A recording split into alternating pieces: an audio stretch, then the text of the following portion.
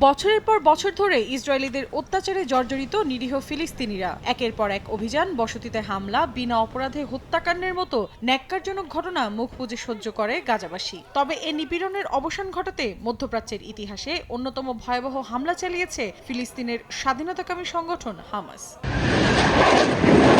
কয়েক দশক ধরে ফিলিস্তিন জনগোষ্ঠীর ওপর চালানো নৃশংসতার প্রতিশোধ হিসেবে শনিবার ইসরায়েলি ভূখণ্ডে হামলা চালায় স্বাধীনতাকামী সংগঠনটি। তেল আবিবের বিরুদ্ধে এ হামলাকে অপারেশন আল-আকসা ফ্লাড নাম দিয়েছে হামাস। যদিও 2011 সাল থেকেই ইসরায়েলের বিরুদ্ধে অপারেশন আল-আকসা ফ্লাড শুরু করে হামাস। সে বছর তেল আবিব ও স্বাধীনতাকামী সংগঠন হামাসের 11 দিনের যুদ্ধের পর এই অপারেশন শুরু করে তারা।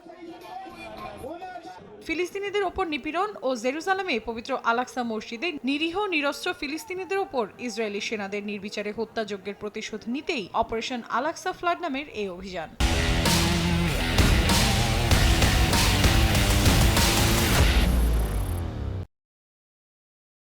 অভিযানের বিষয়ে স্বাধীনতাকামী সংগঠনটির সশস্ত্র শাখা গোষ্ঠী আল কাসেম ব্রিগেড জানায়, ইসরায়েলি দখলদারিত্বের ইতি টানতে হামাসের এই পদক্ষেপ। অপারেশন আল-আকসা ফ্লাড স্টোর্ম পরিচালনার মাধ্যমে দশকের পর দশক ধরে চলা শোষণ ও বঞ্চনার জবাব দেয়া হচ্ছে। ইসরায়েলে ফিলিস্তিনের সামরিক অভিযানের বিষয়টিকে বীরত্বপূর্ণ এক মহাকাব্য বলে আখ্যায়িত করেছেন হামাসের রাজনৈতিক শাখার প্রধান ইসমাইল হানিয়া। তিনি আরো বলেন, পবিত্র আল-আকসা মসজিদ এবং ফিলিস্তিনি বন্দীদের স্বার্থে তাদের এই ঐতিহাসিক পদক্ষেপ। শুধু তাই নয়, বিগত দিনগুলোতে ইসরায়েলি আগ্রাসনের পাশাপাশি অধিকৃত গাজা উপত্যকায় তাদের বর্বরতার কড়া জবাব দিতেই এই পরিকল্পিত হামলা চালানো হয় বলে জানা গেছে। এমনকি এতদিন মুখ বুজে সহ্য করা সব অত্যাচারের প্রতিশোধ নেয়ার সময় এসেছে বলেও জানায় হামাস।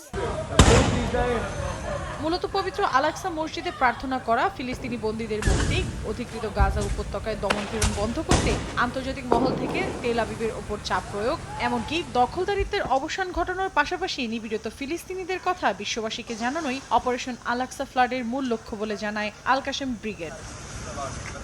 মৌসুমী সাথী, সময় সংবাদ।